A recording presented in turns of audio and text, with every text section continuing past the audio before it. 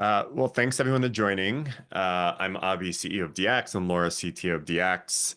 This is our ongoing webinar series where we talk about developer productivity, measurement, how to operationalize metrics, how to improve productivity.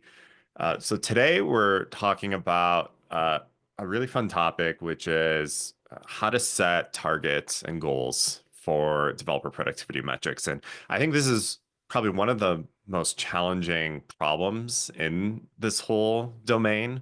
Laura and I have been talking about this for weeks now, sharing ideas in advance of this webinar. Mhm. So hopefully we have some good advice for you all.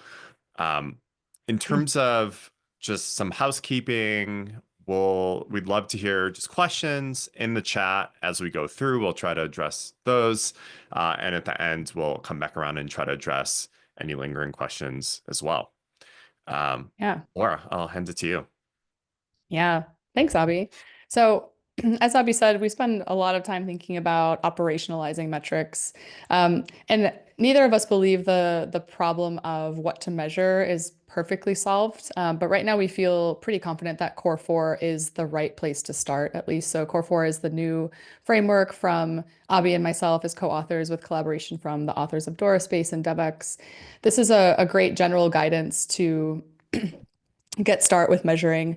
Um, Once organizations have these metrics, though, the questions that Abhi and I are getting often is like what to do next. So, how do we actually get the metrics kind of off of the dashboard and into the teams? And one thing that we've been focusing on and why we wanted to have this conversation is how to set goals around those metrics, so actually drive improvement.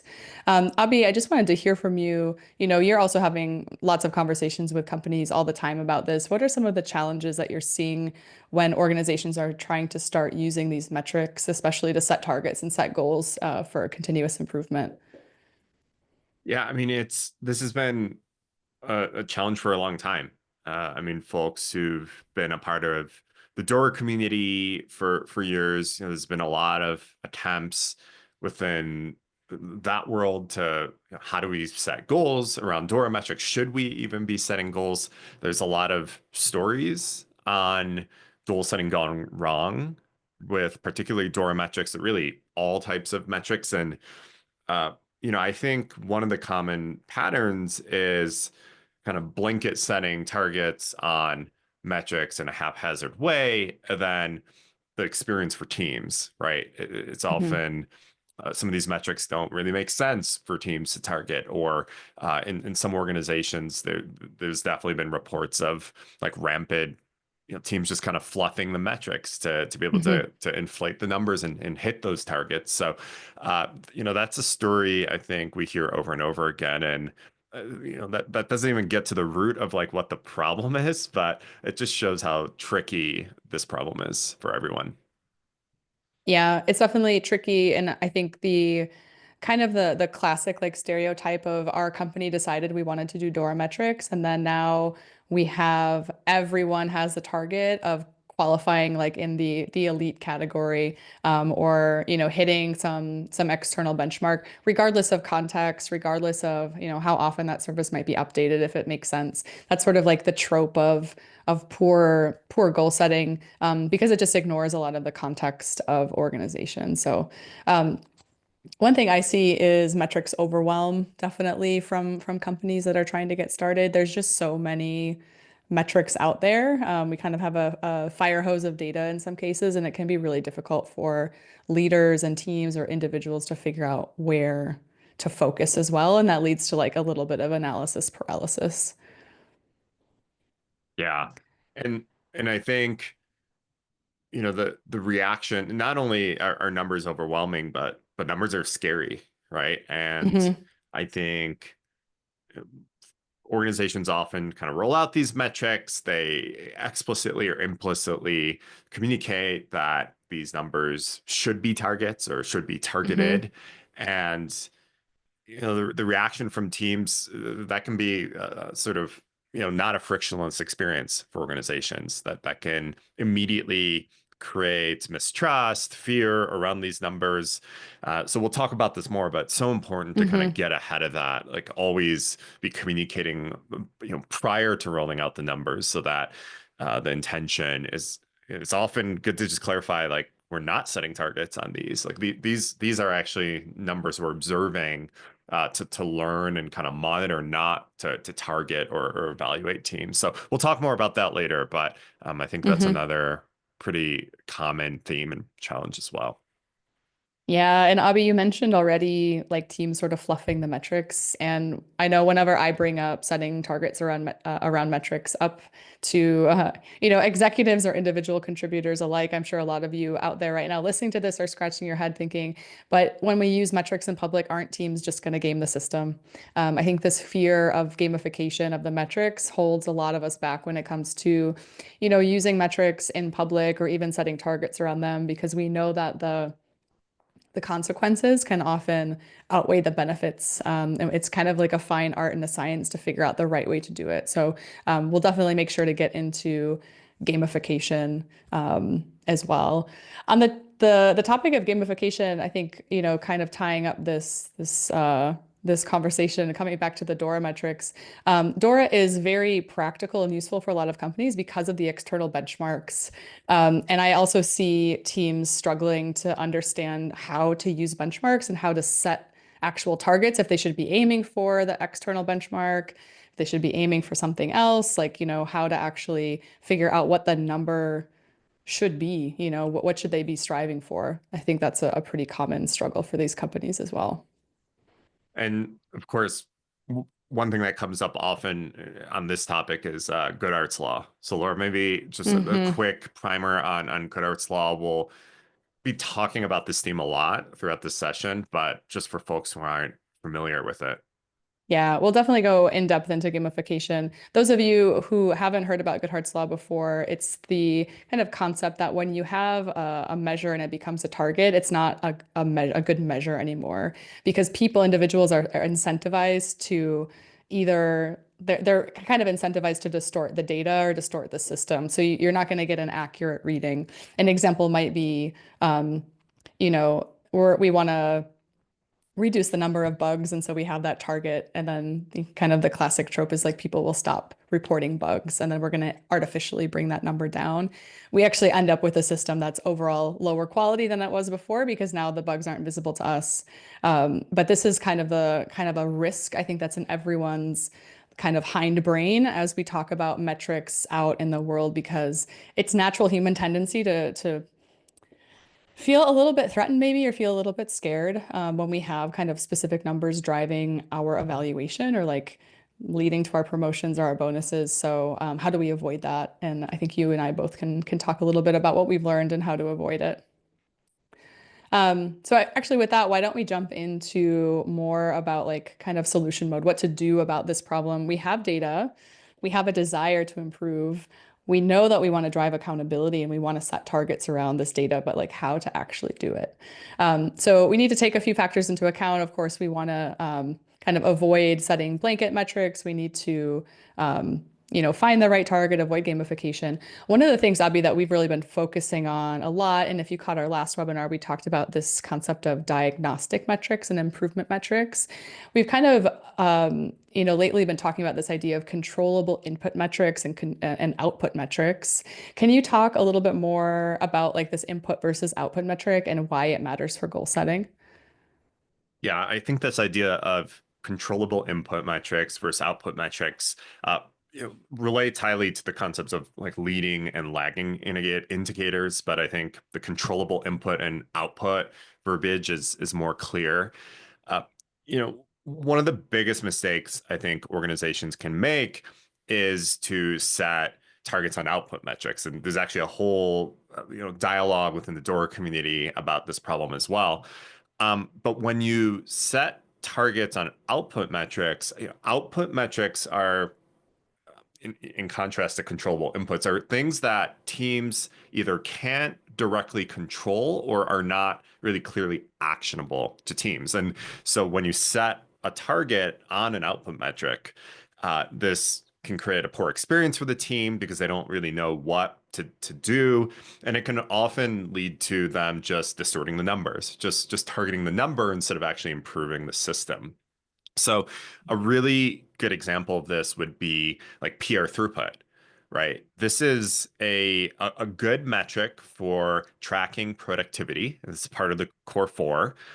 We've talked about this a lot, but it is an output metric, right? Think about what happens if you set PR throughput as a target for a team. From the team's perspective, what should they actually do to improve that? For example, are they supposed to just create more PRs, split up their PRs into smaller pieces arbitrarily? It's not clear. And so I think PR throughput is one of those that is clearly a useful output metric, but not a controllable input, and therefore not something we should be setting targets for teams around. In contrast, if you look at a metric like code review turnaround SLAs, right? Like that's a metric where you're giving something to a team that they really can control. That's a behavior they can control. It's clearly linked to improving the system, right? Shortening the time that people wait for code reviews. And if they do that, we should see impact on the output metric, which is PR throughput, right? If we can turn around PRs faster, we should see a higher flow of PRs through the system. So I think the takeaway here is like before setting any targets, you need to first work out like what are your controllable input metrics that lead to the outcome or output metrics that you're trying to actually drive in your organization. And then from there, you can begin to zoom in and figure out how to operationalize that. Mhm. Yeah, and Abby, I think this is a pattern that we are pretty comfortable using in other parts of our lives. But I think because of the kind of maybe overabundance of metrics in some scenarios, and also the vast variety of metrics that we have, they're sort of all presented on a dashboard, like they're all presented equally, when in fact they're really not. They're used for different use cases by different personas. It's just easy to get a little bit lost in the details. And we often use health analogies. And so I'll kind of share one with the audience here to help illustrate this idea of the controllable input versus output metric. So I have low iron, and this is the output metric, right? I get this measured once a year on my blood panel with my doctor. So I'm seeing what's my iron level like once a year. Might maybe more, like hopefully not, but like let's just say it's once a year on a daily basis, that metric isn't actually going to change. Like I just have my blood panel. That piece of paper is the same piece of paper. In order to influence it, I have to look at controllable input metrics. I have to look at actually things that are within my control, decisions that I'm making on a daily basis in order to influence that number. So this might be if I take my iron supplement every day, if I take my vitamin C supplement every day, if I'm hitting nutritional targets like eating broccoli and strawberries or avoiding coffee at meal times to block iron absorption.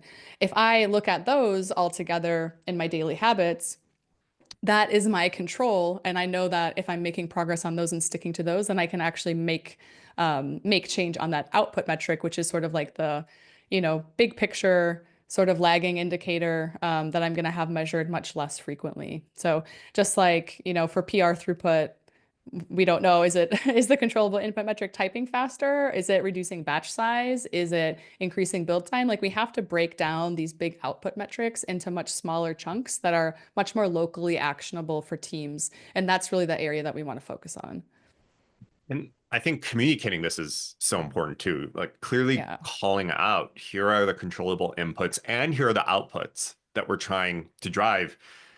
Imagine for a moment if we were to just hide the left side of the slide that you're showing right now. If we were to hide the inputs, like what behavior would it potentially incentivize if you just had the output metric of iron level, right? Like would would folks just go get like iron injections? Would they just like overdose on iron supplementation to just try to get that, number up, right? It's not, I mean, and that's analogous to the types of harmful behaviors or outcomes we see in organizations that set targets on outputs, right? People just Yeah. they don't really do the right things to improve the system. Instead, they grasp for ways to just move the number, and that's often not actually improving the system. Yeah, I think, one challenge that I often hear from companies or even from like individual frontline managers or, senior engineers, staff engineers say like, yeah, we've adopted Dora metrics or whatever it might be. And we're supposed to work on change failure rate or we're supposed to work on lead time and it just feels untouchable for us. It feels like it's so big and thorny. We don't even know where to start. And they then project that and think it's a failing on themselves of like, I can't figure this problem out. When in reality, it's like we're just, like looking at the wrong level, the wrong resolution of metric. And it needs to go through this translation or this mapping process, this metrics mapping process of breaking down these output metrics into controllable input metrics so that we can better figure out what are the levers that we actually want to pull or to push so that we can have the result that we want to. So, Laura, why don't we apply this now to some engineering productivity metrics and go Yeah. into the DX Core 4 as an example? So for folks not as familiar with the DX Core 4, we have white paper, lots of content around this on our website at getdx.com. But Core 4 is our framework for measuring developer productivity that sort of combines Dora, Space, and DevX. And the Core 4 has four key metrics. So PR throughput, the DXI, Developer Experience Index, change failure rate, and innovation ratio or time spent on new capabilities. Mhm. And since rolling this out, one of the biggest questions has been, so how do we actually set targets around these? Like, how do we take this framework and begin, driving improvements across the organization? So Mhm. I think, Laura, if you want to go to the next slide, Mhm. let's talk through this idea of controllable inputs versus outputs here, because we see a lot of organizations right now getting tripped up with the core four. Um, Mhm. so we already talked about why PR throughput is an output metric. Uh, when you look at the DX Core 4, actually, there is some gray area. Technically, a metric can be an input and an output, depending on Mhm. how you want to kind of draw the chart. But I think it's safe to say change fail rate is also an output metric, right? You Mhm. can't really just control how many failures you produce, right? Failure is the outcome of how you're deploying software, how you're developing and testing and ensuring quality in your process. Um, an Mhm. innovation ratio or percentage of time spent on new capabilities is also, I think, more of an output than an input. I mean, technically, Mhm. yes, you can just tell people, hey, here's how to carve out your time. But when we look at the data, we know that a lot of the things that pull us away from doing a creative, innovative feature development is actually reactive work, unplanned work, incidents, support, pings, interruptions. And so I think, Mhm. again, innovation ratio is something that is less directly controllable and much more of an output. Um, Yeah. and then so when we look at the DXI in contrast, right, that really is a controllable input because the DXI is measuring specific areas of the development process that can be improved, optimized, reduce friction in. And I think the theory of improvement here, right, that translates to how we should be setting targets is really, hey, if we reduce friction in the developer experience, which we can do. Teams can do that Mhm. without unhealthy behaviors. It's by its nature focused on improving the system. Then we expect to see better outcomes in these output metrics. We expect to see higher throughput. We expect to see better or stable quality. And we expect developers to be able to spend more time developing product. So that's, Mhm. I think, the quick version of how we apply this concept to the core four. Yeah. I get asked a lot, how do great data-driven leaders operate? And I think this is a great example of two things that data-driven leaders do, which is interrogate and experiment. So the idea here is like DXI is, it has a lot of levers right there. It's a collection of levers basically. These are concrete actions that teams can focus on that are going to influence the outputs. So we'd look at something like innovation ratio, and what I would kind of kind of say like how this all fits together is that we need to interrogate and then experiment. So what does that actually look like? We can say, oh, we want to increase innovation ratio. As Abby said, this is most likely because, teams are spending time on unplanned work, incidents are taking too long, the quality is low. the DXI is going to have that information in there because it's pointing you to where the friction lies. So we want to come with that interrogation into the DXI and try to figure out, where is my developer experience falling short? What are the actual things that we should focus on? Are people not able to innovate because it takes too long to update dependencies, or because they're being pulled in a bunch of different directions? Because those are going to require really different interventions. And so we have to come with a curiosity, like just interrogate this data. Once you have done that interrogation, and let's say it's the case where we have too many interruptions due to incidents, then we can form some hypotheses. Okay, what is actually going to move the needle on this innovation rate? So let's say we want to take the time that reduce the time that it takes to resolve an incident by half. And maybe the key to that is, like, we have really poor production debugging tools, well, and skills perhaps. So that's going to be an area of influence. We can validate that with some signals that we're getting from our DXI, and then make the hypothesis, do the work. Shorter is better. You want to be able to get short feedback loops here. But if we just come to a team and say, okay, fix your innovation rate, make it 5% higher, like, I know a team could easily do that just by ignoring bugs, or like no longer responding to incidents, right? That's not what we want.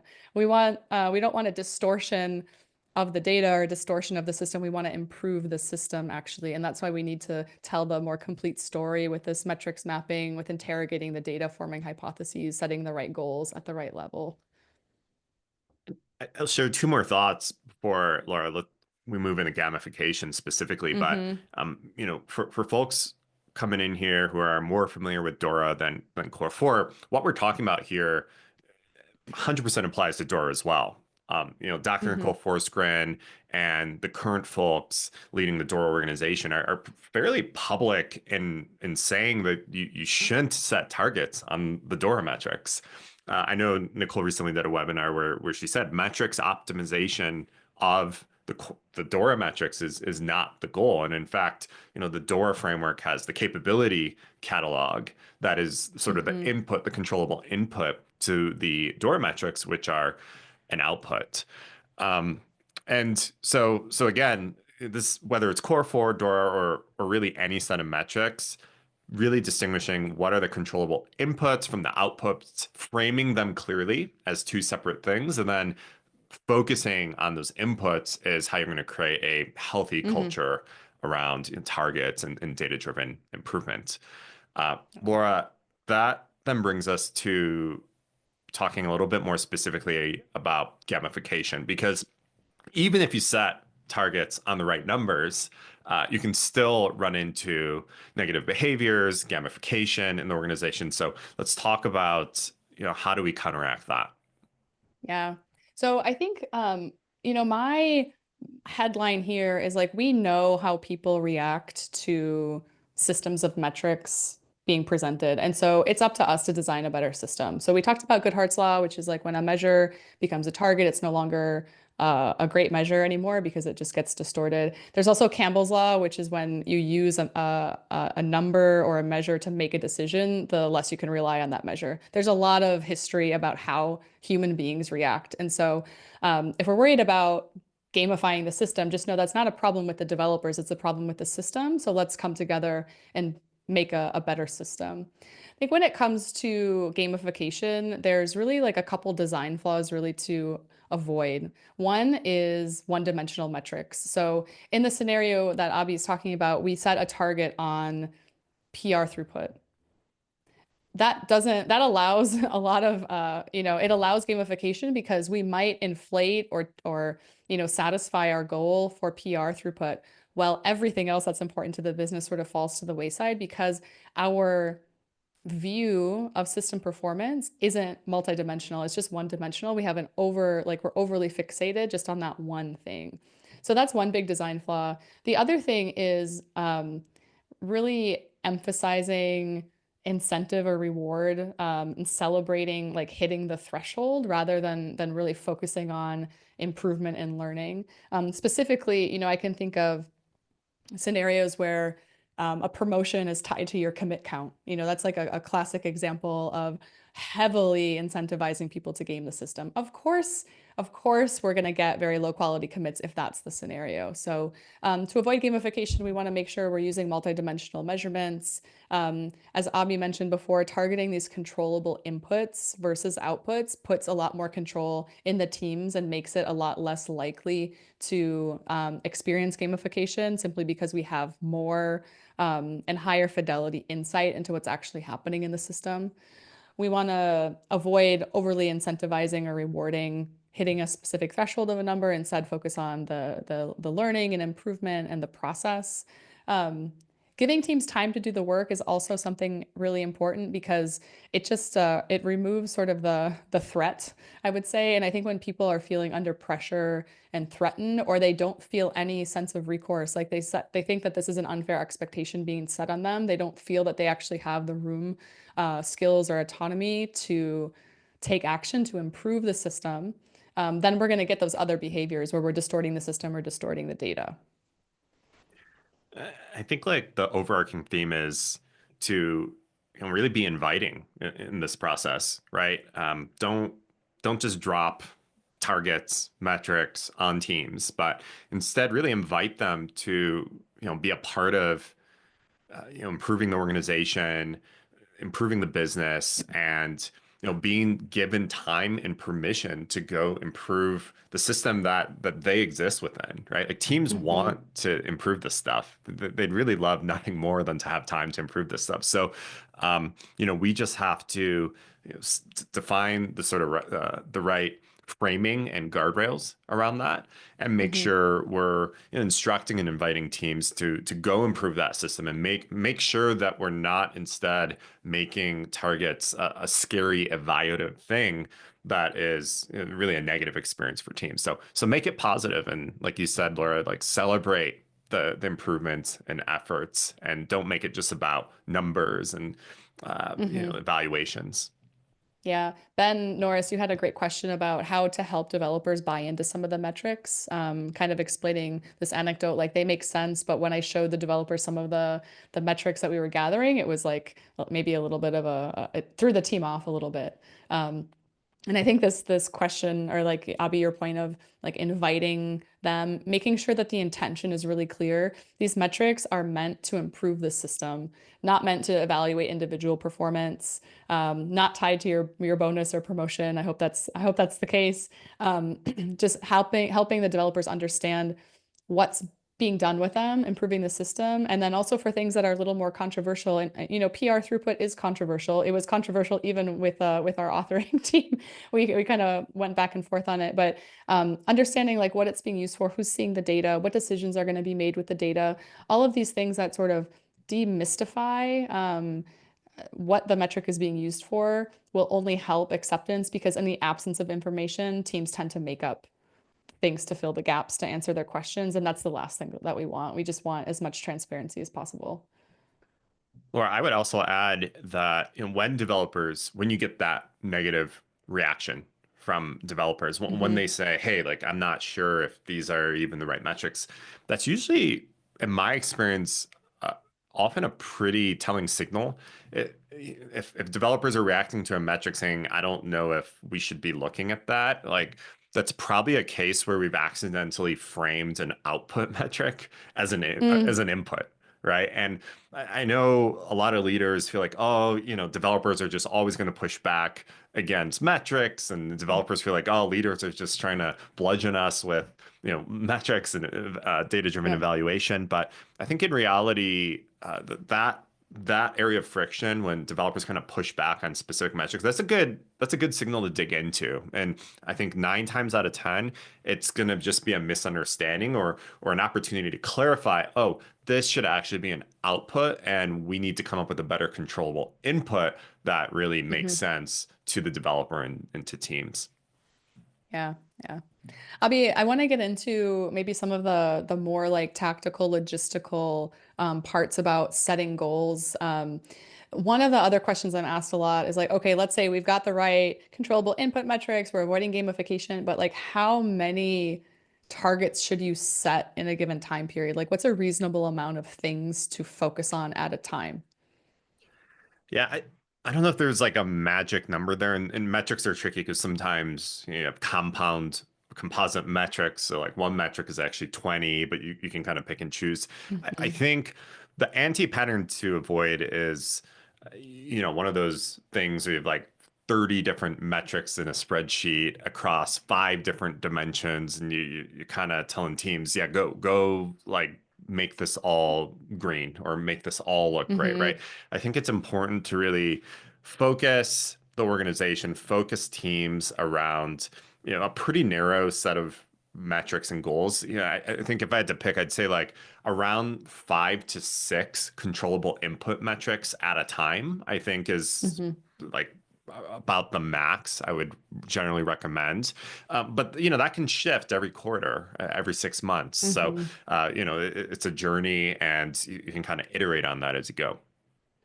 Yeah, yeah. I think it, highly depends also on your maturity when it comes to continuous improvement.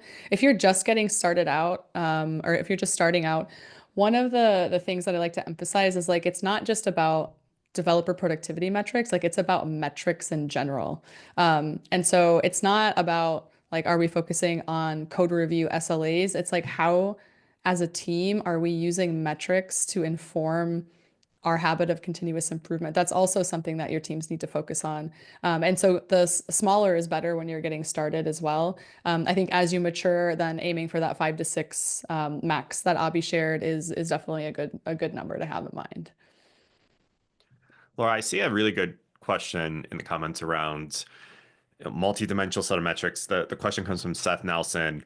How do you kind of bridge the gap with the CEO who wants a graph with like one number, right? And I think this is an exercise. I recently was in San Francisco with a team. We were kind of working on this exact problem, like how do you map this out? And I think today we've talked about output metrics and inputs as sort of 2 levels of metrics. And if you were to like visualize that in a pyramid, you would have like your output metrics are like the core four, and then below it you would have your controllable inputs that are what the teams are really targeting. I think the output metrics then are the things that you would typically be reporting up to executives. Hmm. So again, that was one of the core goals of the DX Core Yeah. 4 framework, is like, what is it that at the C level and developer productivity leaders, platform leaders, what should they be aligning around at the leadership level? And I will share, like, with this exercise I was doing with this team, we even explored actually rolling up the core four into one composite index score. And so you can always Hmm. keep rolling up for reporting purposes. But again, really important that those controllable inputs, the tactical level things that you're telling teams to focus on, that is really clear. You can't mix up the outputs or like the board level metric with the inputs, or we get right Hmm. back into the problems we were talking about. And it is important, though, again, that framing we were showing today of the outputs and inputs on the same slide. It's important to show the whole organization how the things link and connect to one another, right? Like developers, even though they're not targeting like MPS, which might be a company level metric, right? It's fair Hmm. to frame to them how code review turnaround actually links up to developer productivity, which then links Hmm. up to something like MPS. So connecting the dots for everyone, making everything sort of align from the C level down to the individual developer, like that's really important to do, and I think that can be done fairly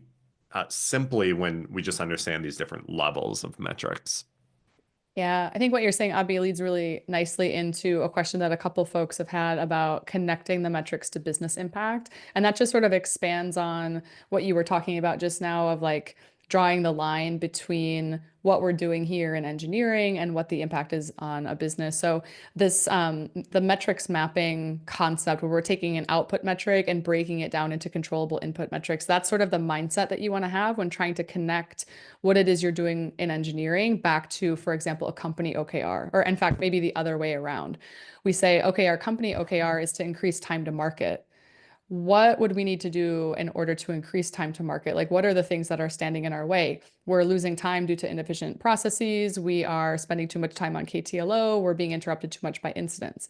Then we can just kind of keep going through. It's like a recursive process, this breakdown of like output into controllable inputs and figure out like what's the right level then that you want to start making setting some targets or making goals. I think the other kind of half of that question is figuring out the business value or like the business case. And I have in if you go to Lenny's newsletter, I wrote an article introducing the core four and I talk through kind of my methodology for doing that. But you want to have kind of either a time argument or a money argument. And in fact, those two things can kind of be the same because once you can get anything in time, it can be made into money pretty easily. But these are just kind of some of the tools and building blocks of helping you put together like a clear line from like what we're doing in engineering to those company OKRs. Use that metrics mapping process. Make sure that you're focusing on the controllable inputs. And then if you need to sort of build out a business case, figure out like, why did you choose that controllable input? It's not an accident, right? What were the hypotheses? What's the data telling you about what time it's going to save or money it's going to save? And then start packaging that together into kind of a business case to help you defend those choices and make it clear why the goals exist to begin with. I would also recommend, folks go check out the webinar discussion, Laura, you and I did about the Core 4 framework, because one of Hmm. the key goals of the Core 4 is to actually identify the right set of developer productivity, top level metrics that do connect Hmm. back to the business and can be translated into business values. So, DXI, for example, the DXI model that we've developed that connects that to dollars of software engineering hours saved, right? Developer time saved, or as you mentioned, like innovation ratio, how that directly speaks to concerns of finance and the CFO. So would point folks back to that conversation as well Hmm. for like a deeper dive into just how do we kind of connect developer productivity to the business. Yeah. All right, Abby, last kind of big question around goal setting, which is about external benchmarks. Could you shed a little light about like what they're useful for? Should teams be setting targets to hit, 75th percentile across the board? Like where's the nuance there? What advice do you have? Yeah. I think top quartile, so 75th percentile, is a good place to aim. And we talked about this in a prior session we did on benchmarks. Hmm. I think it's also important to call out that we need to, when it comes to target setting and goal setting, we need to be really thoughtful about how we're doing that. So, for example, depending on the metric, right? Like, so for some metrics, for example, higher isn't always better, right? You can only, for Hmm. example, like PR cycle time, right? Like you don't want cycle time to be zero necessarily, right? That would mean like you're not doing code reviews. So, right, you have to think about, okay, some metrics need to be measured against like an SLA or a threshold. Some metrics, we want to set targets around a percentage increase. So look, different teams are going to be in different places because they're different. And so we can't just tell everyone, hey, hit this number. Instead, hey, we want to see everyone kind of lift up by this percentage. And then, of course, for some metrics, you can just set an absolute number. So those are all considerations in addition to benchmarks around like how do you actually set the number? Like what is the guidance around what is the actual target? And it really depends on the metric. Yeah. I think another thing I want to highlight is like the effort to move up the like percentile isn't like it's not linear, right? It takes a lot more effort to go from like 75th to 90th percentile than it does from 50th to 75th. Like once you get into these higher percentiles. Anyone who's worked in like high availability systems and going from like 3 nines to 4 nines to 5 nines is like it's not it's not that easy. It's like it's astoundingly difficult. And so another thing is like it might be possible to move one metric up 5 points like pretty easily. You might find ways that are just like opportunities in your business to do that. For another metric, it might be really difficult. It might take 2 years to move that metric up 5 points. And so setting sort of blanket across, across the board, there's generally a lot more nuance and a lot more context that really needs to be taken into consideration. I think Abhi's advice of, understanding what's realistic for the given context, the given team is really spot on. Metrics don't replace strategy, they enhance it. And so we can't just fall back and say, oh, well, now we have the numbers, let's just do a 10% increase across the board. It's still requires human decision making, requires discipline, requires prioritization. The numbers aren't going to take the place of that good strategy setting. Good. So Abhi, wrapping up, what would you say your advice is to companies who like now they have access to the data, maybe they've adopted the core four, they want to start using the data to drive improvement. What would you recommend that they do to set better targets around developer productivity? Yeah, I think if there's one thing I'd hope folks take away today from the conversation, it is this idea of controllable inputs versus outputs. So, when you leave the session today, go back to your team and bring this up, right? Like start using that language of controllable inputs versus outputs. Start thinking about, with what you're trying to do at your organization right now, what are the inputs? What are the outputs? It's a fun exercise. It's not always easy, right? As we were saying Hmm. earlier, sometimes the metrics are kind of in the gray area. So really focus on clarifying that, develop, put that on a slide, and then start thinking about, okay, how do we, like, who owns this, right? Is it teams? Or is it the platform organization? Hmm. And then, what we didn't talk about today is really change management. So, getting leaders involved, getting the right Hmm. comms out. How do you actually like align this to like an OKR process, things like that. But that's all really important too once you try to take this concept of inputs and outputs, set targets around them, and try to actually roll that out in your organization. Yeah. And just keep in mind, if you're getting a reaction to a metric that it feels unmovable or it feels like, why are we even looking at this? It could be that you're setting an output metric as a goal for a frontline team. Like that is valuable signal. And don't just assume that you're doing something wrong or, doing something wrong or you're missing information. It could just be, oh, we're looking at the wrong thing and it's easy, enough to adjust that now that you have this new framework of controllable input versus output. Hopefully it can ease some of that challenge for you in your own organizations. All right. Thanks all for joining us live. Thanks for your thoughtful questions and keep an eye out for the next conversation that Abhi and I will host around developer productivity metrics. Thanks, everyone. Take care.